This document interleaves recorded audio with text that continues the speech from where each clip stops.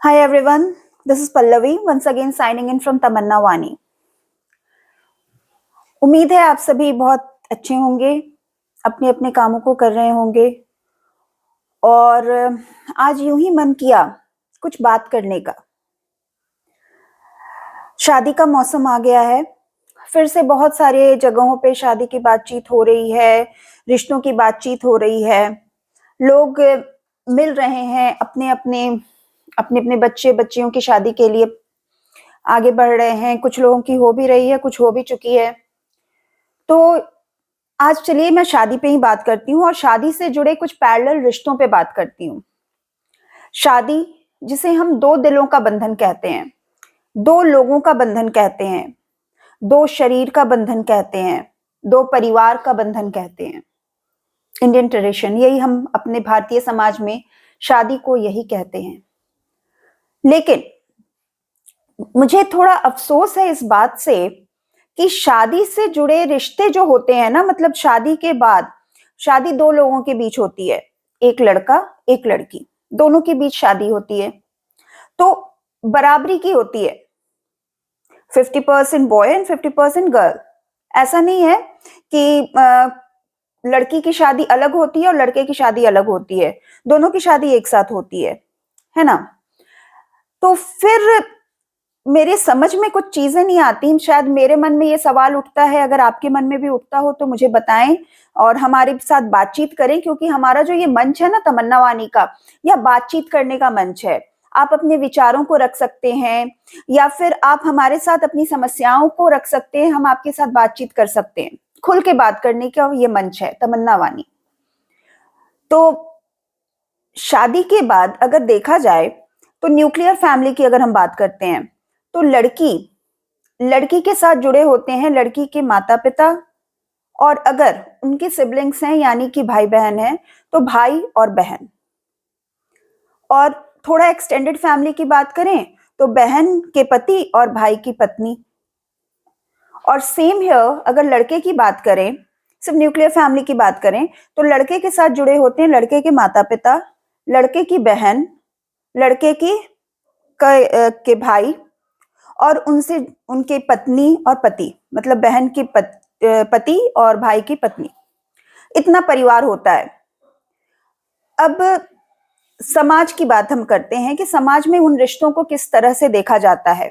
जब शादी होती है तो जो लड़की की बहन होती है वो लड़के की साली हो जाती है, और लड़का की जो बहन होती है वो लड़की की ननद हो जाती है।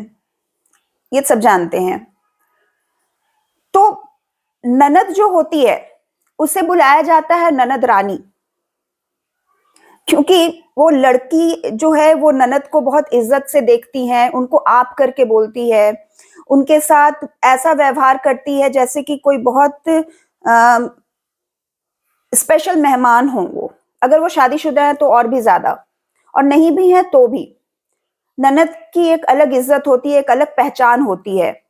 अगर ननद लड़की के घर आती है, मतलब लड़की के माता पिता के घर आती है, तो उसका सम्मान दोगुना तिगुना हो जाता है। जैसे अरे दीदी की ननद आई है, अरे बेटी की ननद आई है, चलो बेटा तुम्हें क्या चाहिए, मतलब ननद को इस लेवल पे बैठाया जाता है। अब बात करते हैं लड़की की बहन की। तो अगर लड़का की बहन है तो लड़की की भी वो बहन है, मतलब जितना उम्र लड़का अपनी बहन के साथ गुजारा है उसी रिश्ते के साथ लड़की भी तो अपनी बहन के साथ रही है। लेकिन अब लड़की की बहन को देखिए किस नाम से बुलाते हैं, साली। और उसके बारे में आप सभी जानते होंगे, ज्यादातर लोग जानते हैं, बहुत प्रचलित मुहावरा है, साली आधी घरवाली।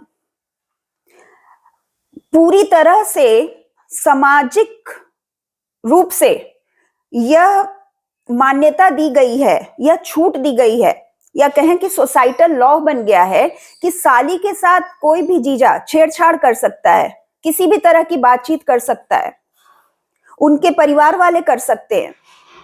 अगर वो अपनी बहन के घर में आती है रहने के लिए, क्योंकि अब बहन का घर यानी कि पति के घर में रहने आती है, उसके बहन की पति यानी लड़के के घर में रहने आती है, तो पूरी तरह से मान्यता है कि जीजा जो है वो साली के साथ तो मजाक करेंगे ही, जीजा साली का मजाक।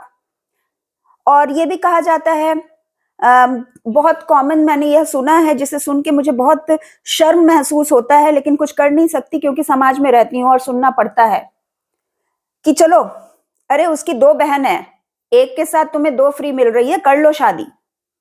इस तरह से मशवरा दिया जाता है कुंवारे लड़कों को, कर लो शादी बेटा, 2 फ्री है तुम्हारा, एक के साथ 2 का मजा लोगे।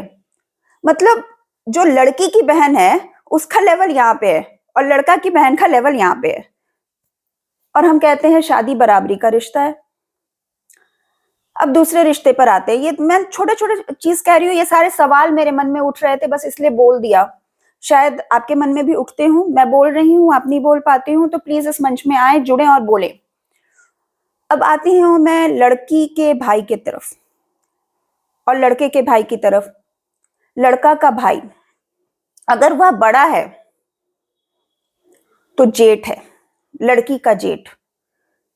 जेठ जी आ रहे हैं, अंदर चली जाओ, बाहर नहीं निकलो, जेठ जी देख लेंगे। जेठ जी से तुम ऊंचे स्वर में कैसे बात कर ली, जेठ जी से तुमने ऐसे कैसे कह दिया, जेठ जी आए हैं, कुछ खाने पीने को बनाई हो ढंग का।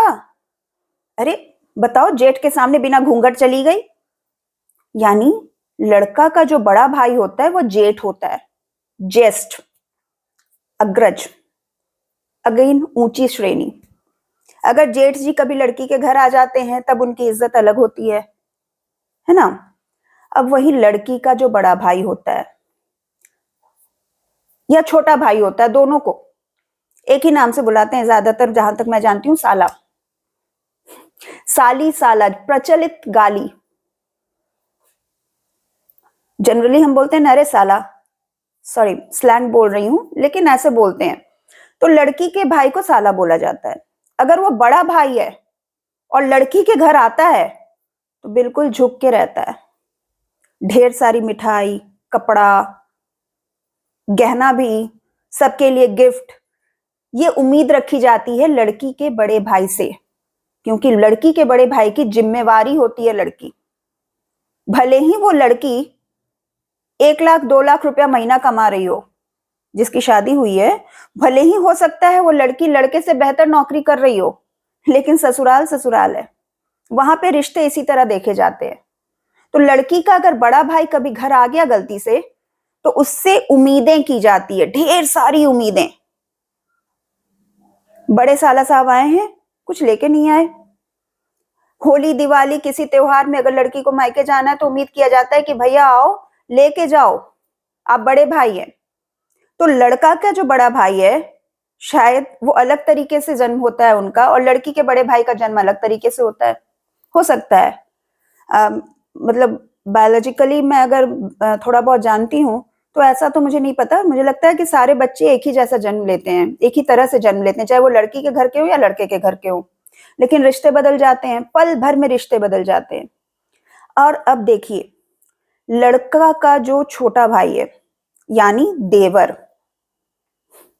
देवर को अब फिर से लड़की जो है वो बड़े इज्जत से बोलती है, देवर जी कैसे हैं, देवर जी को लिए खाना बनाओ, देवर जी की पढ़ाई नहीं नुकसान होनी चाहिए, देवर जी के साथ ये नहीं होना चाहिए। देवर जी का पूरा अधिकार है कि वो अपनी पूरी पढ़ाई अपने भाई के घर रह के पूरा करे, अपने भाई के साथ रह के पूरा करे। और जो भाभी है यानी जो लड़की है, उसका पूरा कर्तव्य है कि वो देवर जी का पूरा ध्यान रखे, क्योंकि भाई के घर में अधिकार है। अब आइए लड़की के छोटे भाई की बात करते हैं। साला, मतलब नोटेशन ही बहुत अजीब सा है। और उसके बाद अगर वो साला, आपने हिंदी मूवीज में भी देखा होगा, बॉलीवुड मूवीज में, आपको कभी भी लड़की का भाई उसके घर में यानी अपनी बहन के साथ रहते हुए इज्जत के साथ देखा नहीं गया होगा। वो अपने जीजा की गुलामी करते दिखता होगा, उसको बहुत नीचे नजर से देखा जाता है। लड़की का भाई होके घर पे रहता है, वहां पढ़ाई करता है, बहन के सर पे रहता है, बताओ कैसा भाई है। मतलब ये है हमारा समाज, ये है हमारा सोसाइटल रूल, और ये रूल है, यह सामाजिक मान्यता है, ये नॉर्मल सी चीज है। तो लड़की का जो भाई है वो साला, जिसका कद हमेशा नीचे रहता है, उसे झुक के रहना है, उसे अगर उसकी बहन के साथ रहना है, अगर वो छोटा है, उससे अपनी बहन से 5 साल 6 साल छोटा है, वह पढ़ाई कर रहा है, अगर किसी कारण से वहां रहता है तो उसका कोई अधिकार नहीं है उससे बहन के यहाँ एक गुलाम की हैसियत से रहना है, क्योंकि समाज में उसकी कोई इज्जत नहीं है। अब आते हैं माता पिता, जो सबसे आखिरी में रिश्ता आता है, माता पिता, जिनका एकमात्र कर्तव्य होता है लड़की की शादी कर देना। लड़के की शादी भी करते हैं, लेकिन लड़के के माता पिता की पगड़ी हमेशा ऊंची रहती है और लड़की के माता पिता हमेशा झुके हुए रहते हैं। हम अक्सर हिंदी मूवीज भी जो देखते हैं, प्रचार देखते हैं, उनमें आप देखेंगे तो हमेशा यही दिखेगा। हमारे आसपास के समाज में जब बातचीत करते आप देखेंगे तो कहेंगे, अरे बेटी के बाप हो, थोड़ा सा सर झुका के चलो, इतना रोब में मत चलो, बेटी की माँ हो, है ना, ऐसे कहते हैं। तो जो बुढ़ापा है, मतलब जब शादी होती है, जनरली आजकल जो शादी होती है कम से कम तो 26-25 के बाद ही होती है, तो ऐसे में दोनों के माँ बाप के एज लगभग सेम होता है। तो लड़की के जो माँ बाप हैं उनसे यह उम्मीद की जाती है कि जब भी उनकी बेटी से वो मिलने आए, पहले तो वो बेटी से मिलने आए, चाहे वो बीमार हो या ठीक हो, चाहे जैसे भी हो, बेटी की पूरी जिम्मेवारी उठाएं। भले ही उन्होंने बेटी को पढ़ा लिखा कर इस काबिल बनाया है कि बेटी महीने में 1 लाख रुपए महीने कमा रही है, 2 लाख रुपए महीने कमा रही है, या 20,000 भी कमा रही है, या नहीं भी कमा रही है, तो पूरे घर को संभाल रही है, लेकिन उसके बावजूद भी बेटी के माँ बाप की यह जिम्मेवारी है कि वह पूरी तरह से अपनी बेटी का ध्यान रखें। भले ही उनके माँ बाप, जो लड़की के माँ बाप हैं, वो लड़के के माँ बाप से ज्यादा वृद्ध हो, फिर भी जब भी होली दिवाली कोई भी त्योहार, तीज त्योहार हो, तो लड़की के लिए घर से कपड़ा साड़ी आना जरूरी है। लड़की जब भी मायके जाए तो ससुराल वालों के लिए गिफ्ट लेके आए, क्योंकि लड़की के जो माँ बाप हैं वो कभी रिटायर ही नहीं होते, वो कभी बूढ़े होते ही नहीं है, उनका बुढ़ापा थोड़ा अलग किस्म का है। इस पे मैंने अलग से वीडियो बनाया है, बुढ़ापा अलग है। अब लड़के के माँ बाप की बात अगर हम करते हैं, तो लड़के के माँ बाप के लिए बेटा तो है ही, बेटा के साथ बहू फ्री, बहू के साथ पोता पोती है तो वो भी फ्री। अब लड़के के माँ बाप की यह पूरी मतलब पूरे अधिकार है कि वह लड़की जो है, वो जो शादी करके आई है, वह एक एक ग्लास पानी भी उनके हाथ में दे, उनका सारा ध्यान रखे, और जितना कम से कम हो सके अपने माँ बाप का ध्यान रखे, क्योंकि यह हमारी सामाजिक मान्यता है। और सबसे अंत में आते हैं पति पत्नी के रिश्ते की बात करते हैं, क्योंकि आप कहेंगे परिवार तो पति पत्नी है, मान लो इंडिविजुअल रह रहे हो पति पत्नी, तो चलो, अगर पति अपनी बीमार पत्नी या फिर अच्छी पत्नी के लिए भी कभी खाना बना देता है, या घर का कोई काम कर देता है, या पत्नी से प्यार से बात कर लेता है, तो हम क्या बोलते हैं? जोरू का गुलाम। जोरू का गुलाम एक गाली की तरह लिया जाता है, या कहा जाता है, अरे जोरू के गुलाम हो क्या, जो पत्नी के बैग उठाते फिर रहे हो। लेकिन पत्नी पूरी जिंदगी खाना बनाती है, काम करती है, सब कर रही है, तो उसे क्या बोला जाए? पति का गुलाम? वो तो है ही।